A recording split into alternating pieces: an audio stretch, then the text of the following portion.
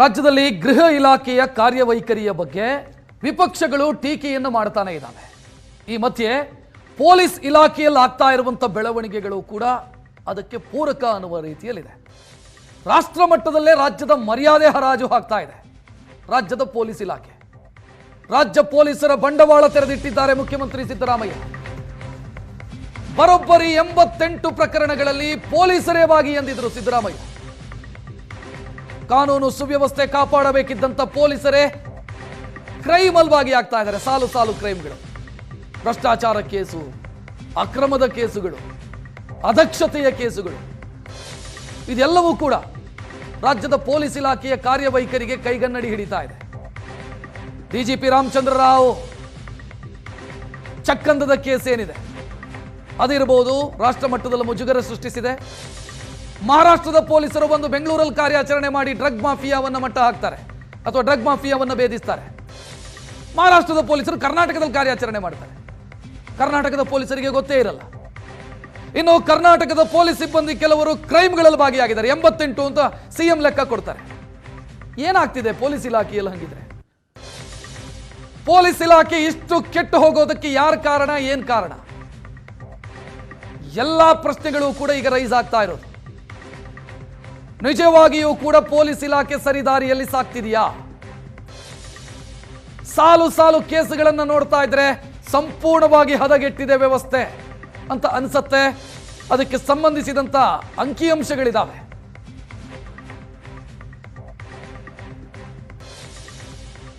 ಒಂದೊಂದು ಕೇಸುಗಳನ್ನು ನೋಡೋಣ. ಪೊಲೀಸರ ಇನ್ವಾಲ್ವ್ಮೆಂಟಿನ ಬಗ್ಗೆ ಅಂದ್ರೆ ಬೆಂಗಳೂರು ಮೈಸೂರಲ್ಲಿ ಡ್ರಗ್ ಫ್ಯಾಕ್ಟರಿ ಇರಬಹುದು, ಅದು ಗೊತ್ತೇ ಆಗಲಿಲ್ಲ ಪೊಲೀಸರಿಗೆ.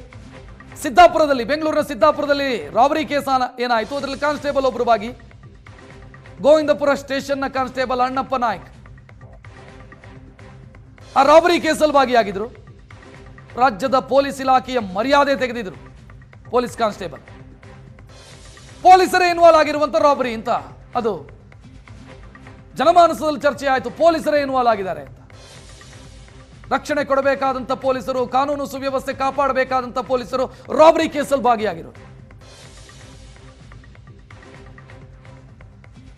ಇನ್ನು ಎರಡನೇ ಪ್ರಕರಣ ನೋಡಿದ್ರೆ ರಾಜ್ಯದ ಪೊಲೀಸ್ ಇಲಾಖೆಯ ಮರ್ಯಾದೆ ಕಳೆದಿರುವಂತಹ ಮತ್ತೊಂದು ಕೇಸು. ಬೆಂಗಳೂರು ಮತ್ತು ಮೈಸೂರಲ್ಲಿ ಡ್ರಗ್ಸ್ ಫ್ಯಾಕ್ಟರಿ ರೇಡ್ ಆಗಿದ್ದು ಮುಂಬೈ ಪೊಲೀಸರು, ಮಹಾರಾಷ್ಟ್ರ ಪೊಲೀಸರು ರೇಡ್ ಮಾಡ್ತಾರೆ.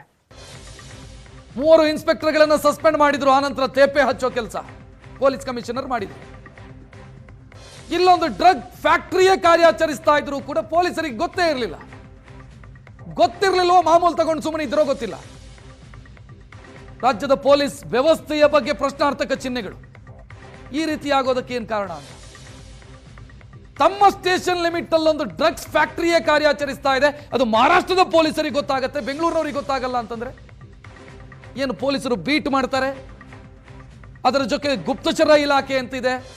ಪೊಲೀಸ್ ಸ್ಟೇಷನ್ನ ಒಳಗೆ ಒಬ್ಬರು SB ಇರ್ತಾರೆ.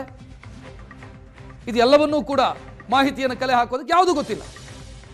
ಯಾವುದೂ ಗೊತ್ತಿಲ್ಲ ಅಂತಂದ್ರೆ ಹೆಂಗ್ ಸಾಧ್ಯ ಅದು? ಇದರ ಜೊತೆಗೆ ಇನ್ನೊಂದು ಪ್ರಕರಣ,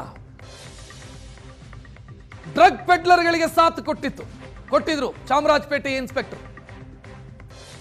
ನಂತರ ಅವರನ್ನು ಸಸ್ಪೆಂಡ್ ಮಾಡಲಾಯಿತು ನಗರ ಪೊಲೀಸ್ ಕಮಿಷನರ್. ಡ್ರಗ್ಸ್ ಮಾರಾಟಗಾರರಿಗೆ ಸಾಥ್ ಕೊಟ್ಟಿದ್ದು ಒಬ್ಬ ಇನ್ಸ್ಪೆಕ್ಟರ್ ದರ್ಜೆಯ ಅಧಿಕಾರಿ. NDPS ಕೇಸು, ಅದರಲ್ಲಿ ಇನ್ಸ್ಪೆಕ್ಟರೇ ಇನ್ವಾಲ್ವ್ ಆಗಿರೋದು. ಇನ್ನು 4ನೇ ಪ್ರಕರಣ, ಹರಿಯಾಣದ ಗ್ಯಾಂಗ್ಸ್ಟರ್ಗಳಿಗೆ ಅಕ್ರಮವಾಗಿ ಪಾಸ್ಪೋರ್ಟ್ ಕೇಸು. ವೆರಿಫಿಕೇಶನ್ ಸರಿಯಾಗಿ ಮಾಡಿರಲಿಲ್ಲ ಹೆಣ್ಣೂರು ಪೊಲೀಸರು. ವೆರಿಫಿಕೇಶನ್ ಸರಿಯಾಗಿ ಮಾಡಿಲ್ಲ ಅಲ್ಲ, 10,000 ರೂಪಾಯಿ ದುಡ್ಡು ತಗೊಂಡು ಪಾಸ್ಪೋರ್ಟ್ ಕೊಡಬಹುದು ಅಂತ ಶರಾ ಬರೆದು ಕಳಿಸಿದ್ದಾರೆ. ಒಬ್ಬ ಸಾಮಾನ್ಯ ವ್ಯಕ್ತಿ ಪಾಸ್ಪೋರ್ಟ್ ವೆರಿಫಿಕೇಶನ್ ಅಂತ ಹೋದ್ರೆ 108 ಪ್ರಶ್ನೆಗಳನ್ನು ಕೇಳ್ತಾರೆ ಪೊಲೀಸರು. ಆ ಡಾಕ್ಯುಮೆಂಟ್ ಇದೆಯಾ, ಈ ಡಾಕ್ಯುಮೆಂಟ್ ಇದೆಯಾ, ನಿನ್ನ ಹತ್ರ ವೋಟರ್ ID ಇದೆಯಾ, ಆಧಾರ್ ಕಾರ್ಡ್ ಇದೆಯಾ, ಇನ್ನೊಂದಿದೆಯಾ, ಮತ್ತೊಂದಿದೆಯಾ, ಸಂತತಿ ನಕ್ಷೆ ಇದೆಯಾ, ತಂದೆ ಯಾರು, ಅಜ್ಜ ಯಾರು ಅಂತ ಪ್ರಶ್ನೆ ಕೇಳ್ತಾರೆ. ಬಟ್ ಹರಿಯಾಣದ ಗ್ಯಾಂಗ್ಸ್ಟರ್ಸು ಬೆಂಗಳೂರಿಂದ ಪಾಸ್ಪೋರ್ಟ್ ಪಡ್ಕೊಳ್ತಾರೆ. ವೆರಿಫಿಕೇಶನ್ ಮಾಡಿದ್ದು ಪೊಲೀಸರು 10,000 ರೂಪಾಯಿ ದುಡ್ಡು ಕೊಟ್ಟು ಪಾಸ್ಪೋರ್ಟ್ ಕೊಡಬಹುದು ಅಂತ ಪಾಸ್ಪೋರ್ಟ್ ಕಚೇರಿಗೆ ಶರಾ ಬರೆದು ಕಳಿಸ್ತಾರೆ. ಇಂಥ ವ್ಯವಸ್ಥೆ ಇದೆ ರಾಜಧಾನಿಯಲ್ಲಿ. ಇನ್ನು 5ನೇ ಕೇಸು, IPL ಟಿಕೆಟ್ ಮಾರಾಟ ಮಾಡ್ತಿದ್ದಂತ ಕೇಸಲ್ಲಿ ಪೊಲೀಸರೇ ಭಾಗಿಯಾಗಿರೋದು. ಬ್ಲ್ಯಾಕ್ ಅಲ್ಲಿ ಸೇಲ್ ಮಾಡ್ತಾ ಇದ್ದಿದ್ದು. ಗೋವಿಂದರಾಜನಗರ ಪೊಲೀಸ್ ಠಾಣೆಯಲ್ಲಿ ಪ್ರಕರಣ ದಾಖಲಾಗಿತ್ತು. ಬ್ಲ್ಯಾಕ್ ಟಿಕೆಟ್ ಮಾರಾಟ. ಇದರ ಜೊತೆಗೆ 6ನೇ ಪ್ರಕರಣ ಲೋಕಾಯುಕ್ತ SP ಕಾನ್ಸ್ಟೇಬಲ್ ಇಟ್ಕೊಂಡು ವಸೂಲಿ ಮಾಡಿರುವಂತ ಕೇಸು. ಭ್ರಷ್ಟರನ್ನ ಬೇಟೆಯಾಡಬೇಕಾಗಿದ್ದಂತ ಲೋಕಾಯುಕ್ತ ಸಂಸ್ಥೆಯಲ್ಲೂ ಭ್ರಷ್ಟಾಚಾರದ ಆರೋಪ. ಸೊ ಸಾಲು ಕೇಸುಗಳು. ಪೊಲೀಸ್ ವ್ಯವಸ್ಥೆ ಎಷ್ಟು ಹದಗೆಟ್ಟಿದೆ ರಾಜ್ಯದಲ್ಲಿ ಅನ್ನೋದಕ್ಕೆ ಉದಾಹರಣೆಯಾಗಿದೆ.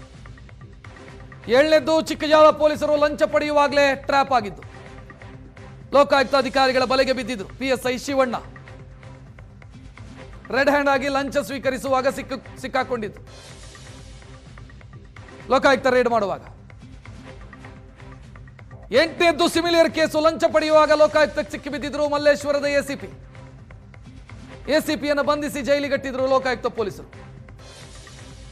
ಸಮಯ ಮೀರಿ ಹೋಟೆಲ್ ನಡೆಸೋದಕ್ಕೆ ಹಣಕ್ಕೆ ಬೇಡಿಕೆ ಇಟ್ಟು ಟ್ರ್ಯಾಪ್ ಆಗಿದ್ರು ಲೋಕಾಯುಕ್ತ ಪೊಲೀಸರು. ಟ್ರ್ಯಾಪ್ ಮಾಡಿದ್ರು.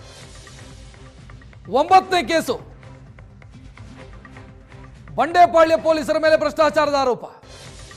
ಲಂಚಕ್ಕೆ ಬೇಡಿಕೆ ಇಟ್ಟ ಹಿನ್ನೆಲೆಯಲ್ಲಿ ಕಮಿಷನರಿಗೆ ದೂರು ಕೊಟ್ಟಿದ್ರು ದೂರುದಾರ.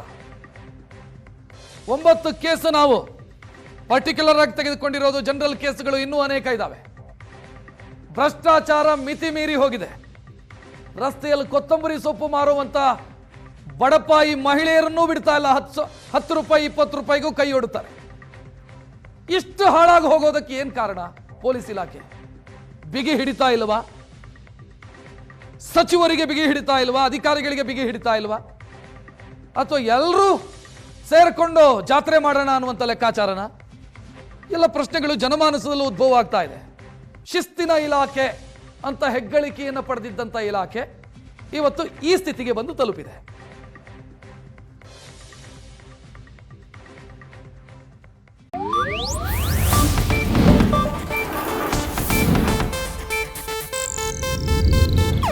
ಇದು ಏಷ್ಯಾನೆಟ್ ನ್ಯೂಸ್ ನೆಟ್ವರ್ಕ್ ಪ್ರಸ್ತುತಿ.